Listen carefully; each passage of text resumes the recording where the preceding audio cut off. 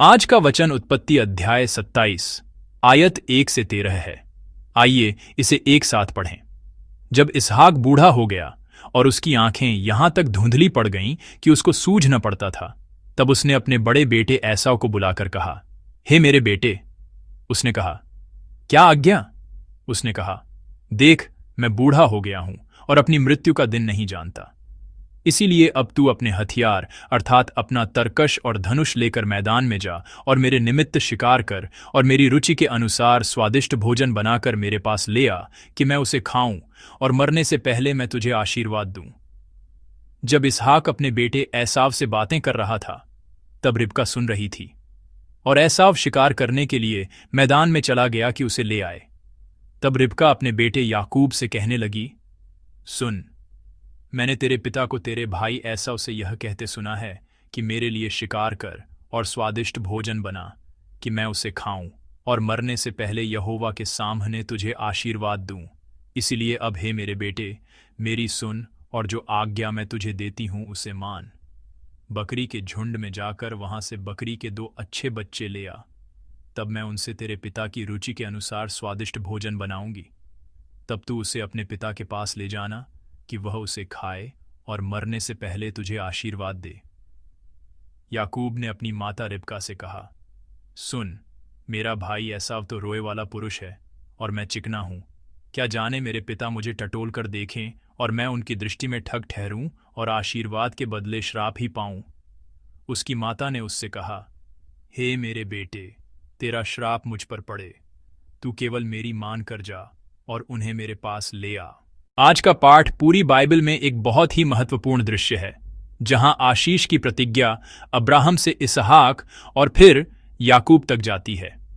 उत्पत्ति 25 में परमेश्वर ने पहले ही बता दिया था कि आशीष की प्रतिज्ञा जो अब्राहम को दी गई थी और इसहाक तक पहुंची थी, किसे मिलेगी। उत्पत्ति 25 अध्याय 23 आयत में एक वचन है, मैं इसे आपके लिए पढ़ूंगा। यहोवा ने उससे कहा, तेरे गर्भ में 2 जातियां हैं और तेरे पेट से 2 राज्य अलग होंगे। एक राज्य दूसरे से बलवंत होगा और बड़ा छोटे का दास होगा। उत्पत्ति 27 इस कहानी की शुरुआत है जो ठोस रूप से दिखाती है कि परमेश्वर द्वारा की गई यह प्रतिज्ञा वास्तव में कैसे आगे बढ़ती है। इसहाक बूढ़ा हो गया है, उसकी दृष्टि चली गई है और वह मृत्यु के निकट होने की चिंता में अपने पहिलौठे पुत्र एसाव को अंतिम आशीर्वाद देना चाहता है। पहिलौठे का आशीर्वाद प्राचीन दुनिया में एक बहुत ही महत्वपूर्ण अनुष्ठान माना जाता था। उस समय के प्राचीन इज़राइल में यह माना जाता था कि पिता का आशीर्वाद केवल एक इच्छा नहीं थी, बल्कि वास्तव में बच्चे के भविष्य को निर्धारित करने की शक्ति रखती थी। इसलिए एक बार आशीर्वाद घोषित हो जाने के बाद इसे रद्द या बदला नहीं जा सकता था, और यह केवल शब्दों का आशीर्वाद नहीं था, बल्कि यह माना जाता था कि उस आशीर्वाद पर भाग्य टिका है। इसहाक एसाव से शिकार करने का अनुरोध करते हुए कहता है। आइए हम आज के पाठ के चौथे पद को एक साथ पढ़ें। और मेरे लिए मेरी पसंद का स्वादिष्ट भोजन बना और मेरे पास ले आ कि मैं खाऊं और मरने से पहले मेरा जी तुझे आशीर्वाद दे। यहां मेरा जी तुझे आशीर्वाद दे, यह अभिव्यक्ति केवल एक भावना नहीं है। मूल इब्रानी में इसके लिए नेफेश शब्द का प्रयोग किया गया है, जो संपूर्ण व्यक्तित्व और जीवन को दर्शाता है। यह शब्द जीवन को दर्शाता है, यानी इसहाक कह रहा है कि वह अपने पूरे जीवन को दांव पर लगाकर आशीर्वाद देगा। लेकिन इसहाक परमेश्वर की इच्छा को, जैसा कि मैंने पहले बताया, उत्पत्ति 25-23 में बड़ा छोटे की सेवा करेगा को स्पष्ट रूप से जानने के बावजूद मानवीय लगाव, सामाजिक मूल संबंध के आधार पर यह सोचकर कि यह आशीर्वाद पहिलौठे को मिलना चाहिए, आशीष को आगे बढ़ाने की कोशिश कर रहा है। वह अब परमेश्वर की प्रतिज्ञा के विपरीत काम कर रहा है। यह कहना कि उसकी दृष्टि धुंधली हो गई थी, शायद इसका मतलब है कि उसने अपनी आध्यात्मिक समझ खो दी थी। व्यवस्था विवरण 34 में मूसा का अंतिम दृश्य आता है और वहां मूसा का मूल्यांकन इस प्रकार किया जाता है, उसकी आंखें धुंधली नहीं हुई थीं। इसका मतलब केवल यह नहीं है कि उसकी दृष्टि खराब नहीं हुई थी, बल्कि यह मूसा का एक आध्यात्मिक मूल्यांकन है जिसने अंत तक अपनी आध्यात्मिक समझ बनाए रखी। इसहाक का बूढ़ा होना और दृष्टि खोना यह दर्शाता है कि उसकी आध्यात्मिक समझ अब डगमगा रही है। बाइबल कहती है कि जब कोई व्यक्ति उस स्थान को देखने और निर्णय लेने में विफल रहता है जहां उसे देखना चाहिए, तो वह आध्यात्मिक शून्यता की स्थिति में पड़ जाता है और इसे दृष्टि का धुंधला होना कहा जाता है। जब आध्यात्मिक दृष्टि इस तरह से विकृत और धुंधली हो जाती है तो व्यक्ति परमेश्वर के आशीर्वाद को मानवीय तरीकों से संभालने की कोशिश करता है, लेकिन यह प्रयास वास्तव में मूर्खतापूर्ण है। हम अब्राहम की पिछली कहानी से पहले ही जानते हैं कि परमेश्वर की प्रतिज्ञा को मानवीय शक्ति से पूरा करना कितनी कठिन स्थिति पैदा करता है। अब्राहम द्वारा वाचा के वंशज को जारी रखने के लिए चुना गया मानवीय तरीका मिस्री महिला हाजिरा को लाना था और अंततः इश्माइल का जन्म हुआ, और इस घटना के कारण उसके परिवार को बड़ी कठिनाई का सामना करना पड़ा। आज के पाठ में इसहाक भी उसी रास्ते पर चल रहा है। यदि हम आज के पाठ से पहले की कहानी उत्पत्ति 26 को देखें तो इसहाक के पास एक आध्यात्मिक केंद्र था जिसमें वह उन चीजों के बारे में चिंता नहीं करता था जिनके बारे में उसे चिंता नहीं करनी चाहिए थी, और उन चीजों के बारे में चिंता करता था जिनके बारे में उसे चिंता करनी चाहिए थी। लेकिन हम देख सकते हैं कि जैसे जैसे उसका अंत निकट आ रहा है, उसकी आध्यात्मिक समझ कुछ हद तक डगमगा रही है। इसीलिए ऐसा लगता है कि इसहाक का वर्तमान मानवीय प्रयास याकूब के धोखे, भागने और संबंध टूटने से असंबंधित नहीं है। परमेश्वर की प्रतिज्ञा को मानवीय तरीके से पूरा करने का प्रयास अंततः और भी बड़ी समस्याओं और पीड़ा को जन्म देता है। रिबका अपने पति इसहाक और बेटे एसाव की बातचीत को सुन लेती है और याकूब को एसाव की जगह आशीर्वाद पाने के लिए धोखा देने का निर्देश देती है। रिबका ने इतनी तेजी से काम क्यों किया? शायद इसीलिए कि उसने परमेश्वर की प्रतिज्ञा को अपने दिल में अच्छी तरह से रखा था। इसहाक की दृष्टि धुंधली हो गई थी और वह अपनी इच्छा के अनुसार, दुनिया के तरीके के अनुसार आशीष को आगे बढ़ाना चाहता था। लेकिन शायद रिबका चाहती थी कि किसी भी तरह से परमेश्वर की इच्छा पूरी हो। लेकिन चाहे कितनी भी अच्छी इच्छा क्यों न हो, यदि उस रास्ते के लिए एक अच्छा तरीका नहीं चुना जाता है, तो रिबका का यह रूप जो एक अच्छा तरीका नहीं चुन रही है, वह इसहाक के रूप से बहुत अलग नहीं है, जिसकी आध्यात्मिक दृष्टि धुंधली हो गई थी और उसने अपनी समझ खो दी थी। एक अच्छी चीज के लिए एक अच्छी इच्छा है, लेकिन तरीका मानवीय है। परमेश्वर की इच्छा है, लेकिन उस परमेश्वर की इच्छा को त्याग कर मानवीय चुनाव करना, ये दोनों चीजें बहुत अलग नहीं दिखती हैं। परमेश्वर की प्रतिज्ञा किसी भी तरह से पूरी होगी, लेकिन दोनों को उसकी संगत कीमत चुकानी होगी। आज के पाठ में पद 12 में याकूब कहता है, मुझे डर है कि मैं अपने पिता को धोखा देते हुए श्राप पाऊंगा। पद 13 में रिबका इसका उत्तर इस प्रकार देती है, मेरे बेटे, तेरा श्राप मुझ पर हो।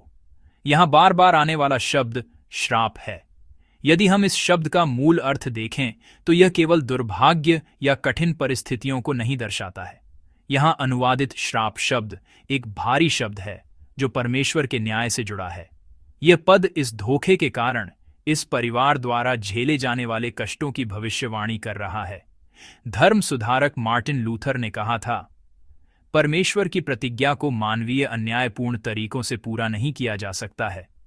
प्रतिज्ञा का कर्ता और पूर्ति का कर्ता दोनों परमेश्वर हैं। ऐसा लगता है कि रिबका इस तथ्य को पूरी तरह से नहीं समझ पाई है, इसलिए वह परमेश्वर के काम को और भी जटिल बना रही है। बेशक परमेश्वर इस जटिल प्रक्रिया के माध्यम से भी काम करते हैं और सिखाते हैं, जिससे हम गुजरते हैं। हम बाइबल की कहानी जानते हैं, है ना?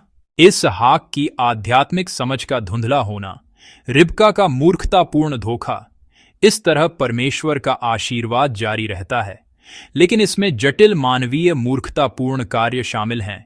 लेकिन अंततः परमेश्वर अपनी इच्छानुसार पूरा करते हैं। लेकिन इस प्रक्रिया के दौरान याकूब को लगभग 20 साल एक घुमंतु के रूप में बिताने पड़े और वह अपनी प्यारी मां से घर छोड़ने के बाद फिर कभी नहीं मिल पाया। उसे जीवन भर के लिए बिछड़ना पड़ा। उसे कितनी दर्दनाक प्रक्रिया, कितनी दर्दनाक कीमत चुकानी पड़ी होगी। 1 कुरिन्थियों 3 में प्रेरित पौलुस हमारी कमजोर मुक्ति को कैसे व्यक्त करता है? वह इसे आग में से मिली मुक्ति के रूप में व्यक्त करता है। वह इसे मुश्किल से मिली मुक्ति के रूप में व्यक्त कर रहा है।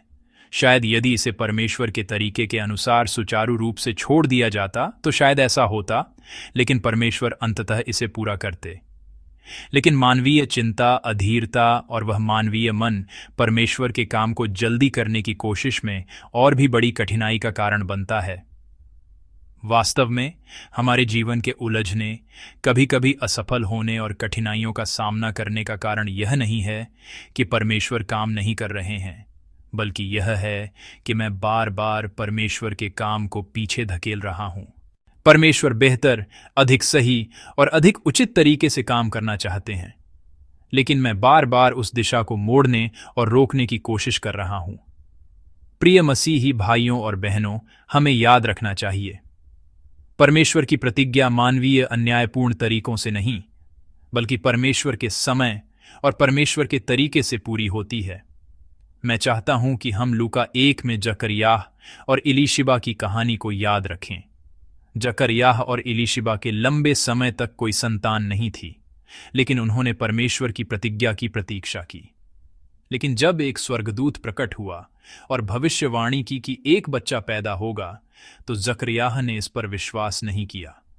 इसलिए वह बोलने में असमर्थ होने की कठिनाई में पड़ गया। वह कितना हताश हुआ होगा।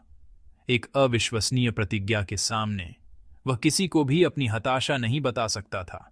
वह पूरी तरह से अवरुद्ध था। लेकिन अंत में क्या हुआ? परमेश्वर द्वारा की गई प्रतिज्ञा पूरी हुई। यूहन्ना बपतिस्मा देने वाला पैदा हुआ। जकरयाह को बोलने में असमर्थ होने की स्थिति में निराशाजनक दिन बिताने पड़े, लेकिन परमेश्वर की प्रतिज्ञा मानवीय अविश्वास के बावजूद पूरी हुई। हमारी भक्ति और उत्साह परमेश्वर की प्रतिज्ञा को पूरा नहीं करते। ईसाई आध्यात्मिक लेखक एंड्रयू मरे ने इस बात पर जोर देते हुए कि परमेश्वर का वादा हमारी बेसब्री और तरीकों से नहीं, बल्कि उसके अच्छे तरीकों और समय पर पूरा होता है, यह शब्द लिखे हैं, मैं परमेश्वर के वादे के तहत, परमेश्वर की सुरक्षा में, परमेश्वर के प्रशिक्षण के नीचे, परमेश्वर के समय का इंतजार करते हुए यहां हूं। मुझे विश्वास है कि यह स्वीकारोक्ति आज हम सबकी स्वीकारोक्ति बननी चाहिए। उत्पत्ति 27, 1 से 13 की कहानी हमें यह सच्चाई सिखाती है कि हमारा जीवन मानवीय तरीकों से नहीं, बल्कि केवल परमेश्वर के वादे और विश्वास योग्यता से निर्देशित होता है। हमारी अधीरता, पक्षपात, अविश्वास और गलतियों के बावजूद परमेश्वर अपने वादे को अवश्य पूरा करते हैं। इसलिए हमें केवल प्रभु पर भरोसा करना चाहिए और हमें इस सच्चाई को नहीं भूलना चाहिए कि मानवीय तरीकों की एक कीमत चुकानी पड़ती है और सच्ची शांति और आशीर्वाद केवल परमेश्वर से ही आते हैं। परमेश्वर का वादा मानवीय तरीकों पर निर्भर नहीं करता, केवल परमेश्वर ही उस वादे को पूरा करते हैं। मैं प्रभु के नाम से आपको आशीष देता हूं कि आप इस विश्वास के साथ आज भी परमेश्वर के अनुग्रह का आनंद लेते हुए एक धन्य जीवन जिएं।